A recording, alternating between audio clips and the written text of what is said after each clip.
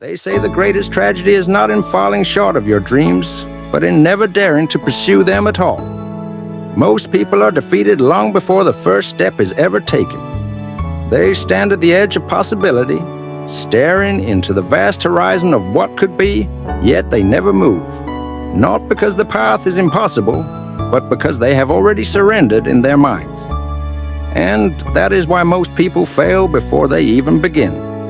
Failure, you see, is rarely born in the battlefield of effort. It is not forged in the sweat of long nights, nor in the calluses earned from hard work. True failure is conceived in silence, in hesitation, in the quiet surrender of a mind that whispers, "I can't." Every empire that never rose, every book that was never written, every invention that remained a fleeting thought in the corner of someone's imagination, all of them are victims of a single assassin, doubt. Think about Thomas Edison.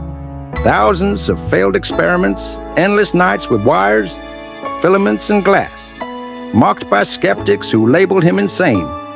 Yet Edison never failed before he began. He dared to start. He dared to persist. And so the world was illuminated.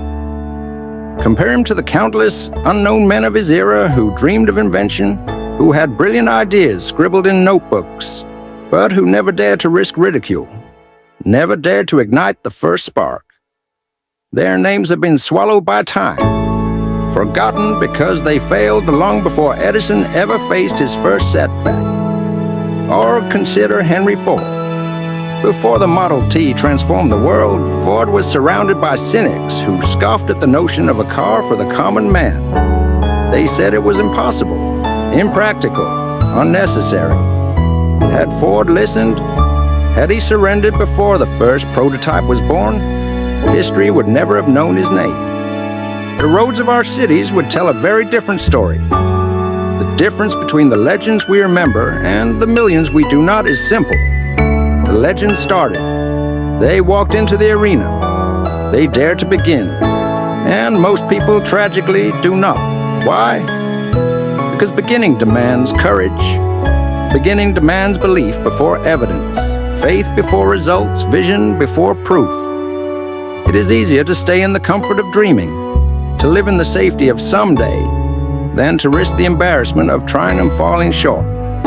But here is the truth. The greatest risk you will ever face is not failure, but regret. The haunting realization that you never even tried. Napoleon Hill once wrote that whatever the mind can conceive and believe, it can achieve. But what most forget is that this law requires action. Conceive alone and nothing happens. Believe alone and nothing moves. You must act. You must begin. The conception of an idea is the seed, belief is the soil, but action is the water and sunlight. Without it, the seed withers before it ever has a chance to break through the ground. Think of Walt Disney, fired from a newspaper for lacking imagination.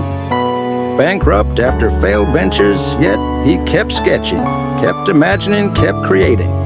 Disneyland was once nothing but a wild vision in the mind of a man who had more debt than dollars. But he began anyway. He walked into the unknown with nothing but faith in a dream. And the world responded. Millions now walk streets he once walked alone in his imagination. Now, contrast this with the countless men and women who had ideas as grand, imaginations as vivid, but never dared to move.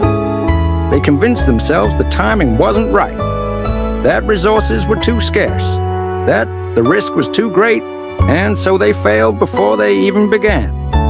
You must understand, hesitation is the enemy of greatness. Waiting for the perfect moment, the perfect plan, the perfect certainty, is waiting for something that does not exist. Perfection is the excuse of the fearful. Every master began clumsily. Every empire began with uncertainty. Every fortune began with risk.